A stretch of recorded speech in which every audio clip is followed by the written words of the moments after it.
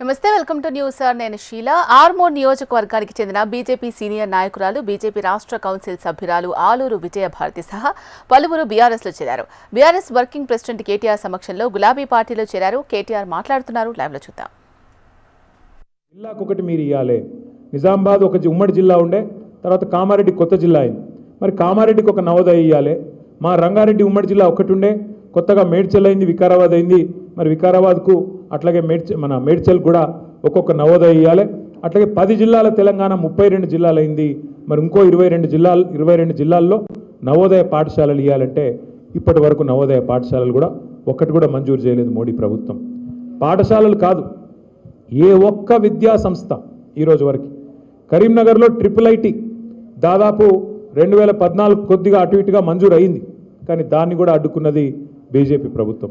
అట్లాగే Indian institute of management IIM ఇవాళ భారతదేశంలోని అన్ని రాష్ట్రాల్లో ఉంది. IIM కేవలం ఒక మన రాష్ట్రంలో మాత్రమే లేదు. మరి మాకు ఇవ్వండి, మా వరంగల్లోనో మా కరీంనగర్లోనో లేదా మా మహబూబ్నగర్లోనో నల్గొండలో ఇష్టం ఉన్న కాడి ఇవ్వండి అంటే దాన్ని కూడా ఎత్తగొట్టింది, విద్యార్థుల నోట్లో మట్టి కొట్టింది బీజేపీ ప్రభుత్వం. ఇవి మాత్రమే కాదు, 157 మెడికల్ కళాశాలలు భారతదేశం మొత్తం ఇచ్చి మనకు ఒక్క కాలేజ్ కూడా తెలంగాణకి ఇవ్వకుండా విద్యార్థులకు, తెలంగాణ యువతకు మరి అవకాశాలు రాకుండా చేయాలని కుట్ర పన్నింది. ఆనాడు మనకు సహకరించకుండా ఇబ్బంది పెట్టింది భారతీయ జనతా పార్టీ నాయకత్వం. చెప్పుకుంటూ పోతే ఎన్నో ఉన్నాయి. ఇక్కడ ముఖ్యమంత్రి గారేమో 6 గ్యారెంటీలకు పాతరేసే ప్రయత్నం చేస్తూ ఉన్నాడు.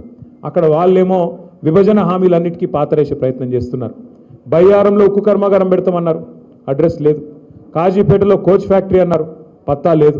అట్లా చెప్పుకుంటూ పోతే 1-2 కాదు, ఇచ్చిన ప్రతి హామీని తుంగలో దొక్కినారు. కేవలం విద్యార్థులకు, యువతకు మాత్రమే కాదు, తెలంగాణ రైతాంగానికి కూడా తీరని అన్యాయం చేసిందే బీజేపీ. ముఖ్యంగా మీ ఆర్మూరులో అయితే పసుపు బోర్డు విషయం నాకంటే బాగా మీకే తెలుసు. ఒక బోర్డు వచ్చింది తప్ప దానివల్ల ఏమి లేదు. బోర్డు అంటే అది కూడా పెట్టుకునే బోర్డు, ఆడ ఆఫీస్ కాదు, మన్ను కాదు, పెట్టుకునే బోర్డు. అయితే అదొక్కటే కాదు, ఇవాళ రంగారెడ్డి, మహబూబ్నగర్ జిల్లాలు, 2 జిల్లాలు కూడా ఇటు గోదావరి జలాలను ఒక్కొక్క నీటి బొట్టును ఒడిసిపెట్టి ఉత్తర తెలంగాణను సస్యశ్యామలం చేయాలన్న ఆలోచనతో కాళేశ్వరం, అట్లాగే దక్షిణ తెలంగాణకు ప్రాణవాయువు అయిన పాలమూరు రంగారెడ్డి ఎత్తిపోతల పథకం ద్వారా కృష్ణా నీళ్లను తీసుకొచ్చి ఈ ప్రాంతాన్ని సస్యశ్యామలం చేయాలని చెప్పి కేసీఆర్ గారి నాయకత్వంలో పాలమూరు రంగారెడ్డి ఎత్తిపోతల పథకం మనం ప్రారంభించుకున్నాం. 2014లో ఆనాడు శ్రీమతి సుష్మా స్వరాజ్ గారు మహబూబ్నగర్కి వచ్చినారు. వచ్చి మహబూబ్నగర్లో పబ్లిక్ మీటింగ్లు అనౌన్స్ చేసినారు. మా భారతీయ జనతా పార్టీ ప్రభుత్వం వస్తే పాలమూరు రంగారెడ్డి ఎత్తిపోతల పథకానికి జాతీయ ప్రాజెక్టు హోదా ఇస్తామని చెప్పినారు. కానీ ఈరోజు వరకు 10 సార్లు కాదు 100 సార్లు అడిగినా అటు పాలమూరు రంగారెడ్డి ఎత్తిపోతల పథకానికి కానీ ఇటు కాళేశ్వరానికి కానీ జాతీయ హోదా ఇవ్వడానికి మోడీ గారికి మనసు రాలేదు. బీజేపీకి మన రైతాంగం మీద కానీ మన రాష్ట్రం మీద కానీ ఎన్నడూ ప్రేమ లేదు, భవిష్యత్తులో కూడా ఉండబోదు. అట్లాగే ఇప్పుడు కొత్తగా విచిత్రమైన ప్రతిపాదన మీరు చూసే ఉంటారు, నిన్న మొన్న చాలా విచిత్రమైన ప్రతిపాదన. గోదావరి నీళ్లు తెలంగాణకు వద్దంట, గోదావరి నీళ్లు కిందికి పోవాలంట, ఆంధ్రాకు పోవాలంట, ఆంధ్రా నుంచి కావేరీ ద్వారా కర్ణాటక మీదుగా తమిళనాడు దాకా పోవాలంట.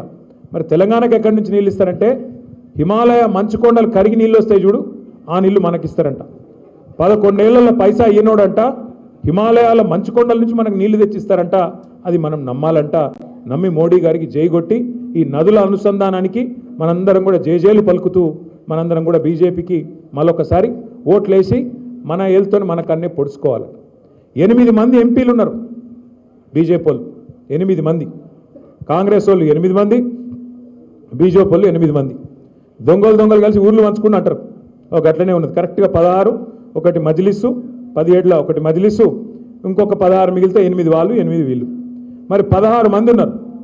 ఒక్కటంటే ఒక్కరోజు బీజేపీ ఎంపీలు ఎన్నడన్నా ఏమయ్యా రేవంత్ రెడ్డి గారు ఏది నువ్వు ఇస్తానన్న 4000 పెన్షను అని అడగంగా మీరు చూసిర్రా?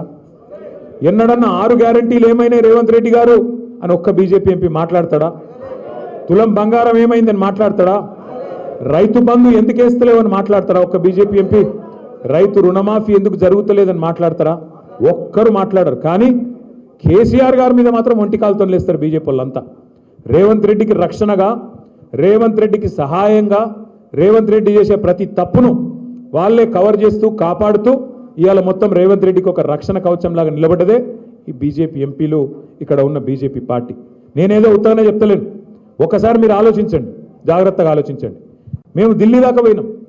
రేవంత్ రెడ్డి గారు ఆయన బావమరిదికి 1137 కోట్ల కాంట్రాక్ట్ ఇచ్చిండు మీ కేంద్ర ప్రభుత్వ స్కీమ్లో. మీ జాతీయ పార్టీ అక్కడ ప్రభుత్వం ఏదైతే ఉన్నదో కేంద్రంలో మీరు ఒక అమృత్ అనే ఒక పథకం తెచ్చిండ్రు. దానివల్ల పట్టణాల్లో మంచిలు ఇవ్వాలని పథకం. ఆ పథకంలో ఏ అర్హత లేకపోయినా, సాంకేతిక అర్హత కానీ ఆర్థిక అర్హత కానీ లేకపోయినా రేవంత్ రెడ్డి తన బావమరిదికి 1137 కోట్ల కాంట్రాక్ట్ ఇచ్చిండు అని ఆధారాలతో సహా కేంద్ర ప్రభుత్వానికి మేము కంప్లైంట్ చేసి వస్తే ఈరోజు వరకు ఉలుకు లేదు, పలుకు లేదు, దున్నపోతు మీద వానబడ్డట్టే ఉన్నది తప్ప ఇప్పటి వరకు స్పందన లేదు. అట్లాగే ఒక ఇదే కాదు, అట్లాగే ఎంత ఘోరం అంటే అక్కడనేమో రేవంత్ రెడ్డి గారు బావమరిదికి కేంద్ర ప్రభుత్వంలో బీజేపీ వాళ్ళు వర్కులు ఇస్తారు. ఇక్కడనేమో బీజేపీ ఎంపీకి 1300 కోట్ల వరకు మహేశ్వరం నియోజకవర్గం, కల్వకుర్తి నియోజకవర్గంలో అక్కడ కొత్త రోడ్ వేస్తారట, 350 ఫీట్ల రోడ్డు.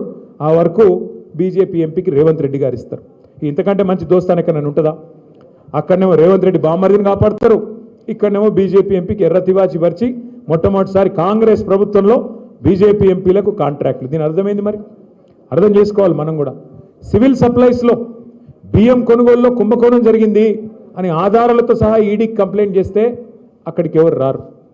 ఏ ఈడీ మాట్లాడది, కేంద్ర ప్రభుత్వం మాట్లాడది, ఒక బీజేపీ ఎంపీ మాట్లాడాడు, ఒక బీజేపీ ఎమ్మెల్యే అంతకంటే మాట్లాడాడు.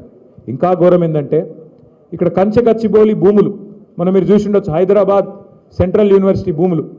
అందులో రేవంత్ రెడ్డి గారు దుర్మార్గంగా 100 ఎకరాల అడవిని నరికేస్తుంటే ఇక్కడ ఉన్నోళ్ళు పట్టించుకోలే, ఇక్కడ ఉన్నోళ్ళే చేసినది.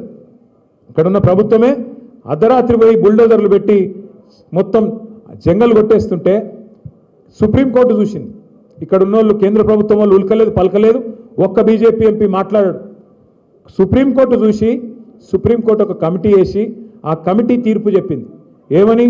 ఇందులో 10,000 కోట్ల కుంభకోణం జరిగింది, దీన్ని ప్రత్యేకంగా కేంద్ర ప్రభుత్వం వెంటనే ఒక ఇన్వెస్టిగేటివ్ ఏజెన్సీ ద్వారా పరిశోధించాలి అని రిపోర్ట్ ఇచ్చింది.